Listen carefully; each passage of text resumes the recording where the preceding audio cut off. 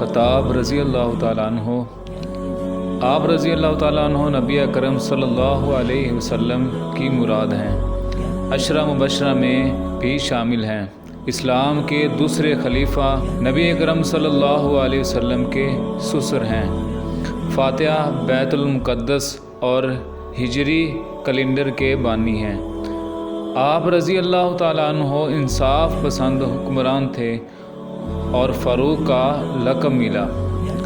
آپ رضی اللہ تعالیٰ عنہ کے تقریباً 10 سالہ دور خلافت میں عراق، ایران، مصر، شام، لیبیا، خراسان، مشرقی اناطولیہ، جنوبی آرمینیا اور سجستان فتح ہو کر مملکت اسلامی میں شامل ہوئے، اور اس طرح 22,51,030 مربع میل پر اسلام کا جھنڈا لہرایا گیا۔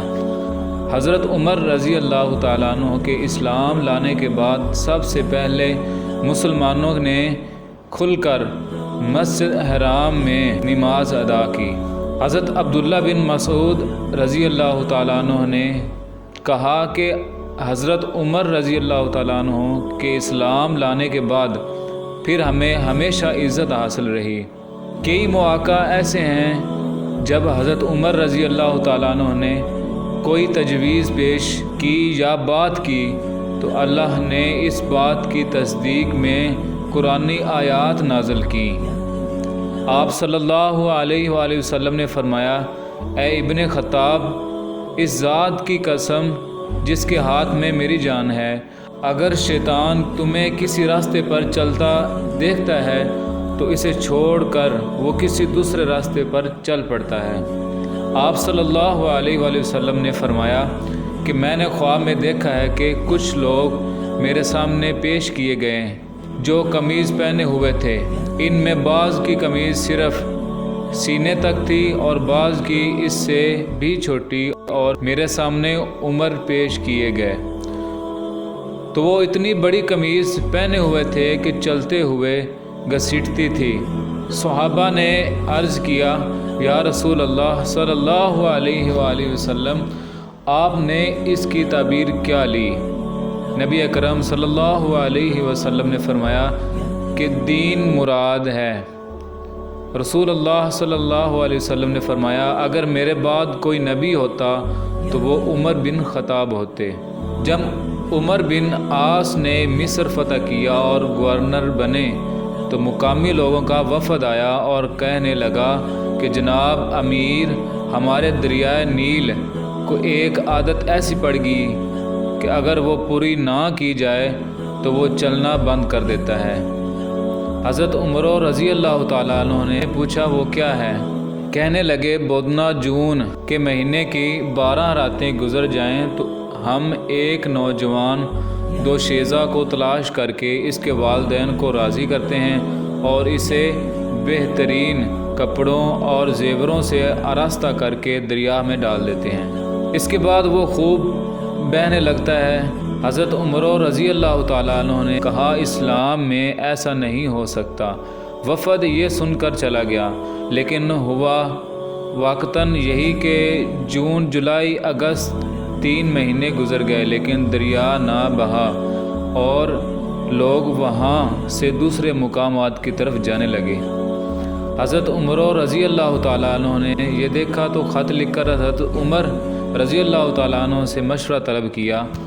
حضرت عمر رضی اللہ تعالیٰ عنہ نے جواب میں لکھا کہ تم نے ٹھیک کہا، اسلام واقعی پرانی جاہلانہ رسموں کو تسلیم نہیں کرتا۔ میں تمہارے پاس ایک پرچہ بھیجتا ہوں، اس دریائے نیل میں ڈال دینا۔ حضرت عمر رضی اللہ تعالیٰ عنہ نے جب پرچہ کھول کر دیکھا تو اس میں لکھا تھا، اللہ کے بندے امیر المؤمنین عمر کی طرف سے مصر کے دریا نیل کے نام حمد و صلات کے بعد اگر تو اپنی مرضی سے بہا کرتا ہے تو بہنا بند کر دے، اور اگر خدائے وحد و قہار تجھے چلا رہا ہے تو ہم اسی خدائے وحد و قہار سے دعا کرتے ہیں کہ وہ تجھے بہنے پر مجبور کر دے۔ حضرت عمر رضی اللہ تعالیٰ عنہ نے یہ پرچہ دریا میں ڈال دیا۔ جب صبح کو جا کر دیکھا تو دریائے نیل پوری آب و تاب کے ساتھ بہنا شروع ہو چکا تھا۔ حضرت ایاس بن سلمہ اپنے والد حضرت سلمہ سے نقل کرتے ہیں کہ انہوں نے کہا کہ ایک مرتبہ حضرت عمر رضی اللہ تعالیٰ عنہ بازار سے گزرے، ان کے ہاتھ میں کوڑا تھا اور آہستہ سے مجھے مارا جو میرے کپڑوں کے کنارے کو لگ گیا، اور فرمایا راستہ سے ہٹ جاؤ۔ جب اگلا سال آیا تو آپ کی مجھ سے ملاقات ہوئی۔ مجھ سے کہا اے سلمہ، کیا تمہارا حج کا ارادہ ہے؟ میں نے کہا جی ہاں۔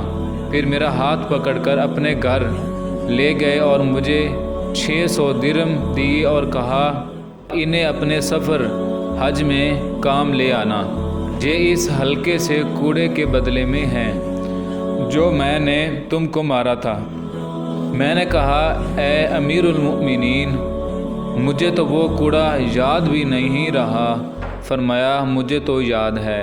حضرت عمر رضی اللہ تعالیٰ عنہ نے ایک بوڑھے ذمی کو دیکھا کہ وہ لوگوں سے کھانا مانگ رہا ہے۔ حضرت عمر رضی اللہ تعالیٰ عنہ نے لوگوں سے اس کے بارے میں پوچھا تو لوگوں نے کہا یہ ذمی ہے، کمزور اور بوڑھا ہو گیا ہے۔ حضرت عمر رضی اللہ تعالیٰ عنہ نے اس کے ذمے جو جزیہ تھا معاف کر دیا اور فرمایا پہلے تم نے اس پر جزیہ لگایا جسے وہ دیتا رہا، اب جب وہ کمزور ہو گیا ہے تو تم نے اسے کھانا مانگنے کے لیے چھوڑ دیا ہے۔ پھر آپ نے اس کے لیے بیت المال میں سے 10 درہم وظیفہ مقرر کیا۔ آپ رضی اللہ تعالیٰ عنہ بدر سے لے کر فتح مکہ اور اس کے بعد کی غزوات میں حضور صلی اللہ علیہ وسلم کے ساتھ شریک ہوئے۔ نہایت ہی سادہ مگر بڑے بہادر تھے۔ آپ رضی اللہ تعالیٰ عنہ نے پیوند لگے کپڑے پہنے، راتوں کو پہرا دیا، عدل و انصاف کا علم بلند کیا، خود سامان کی بوری اٹھائی، غلام کو سوار کیا اور خود پیدل چلا۔ اسلام کے اس شہزادے کو ایک مجوسی نے نماز پڑھانے کے دوران خنجر مارا۔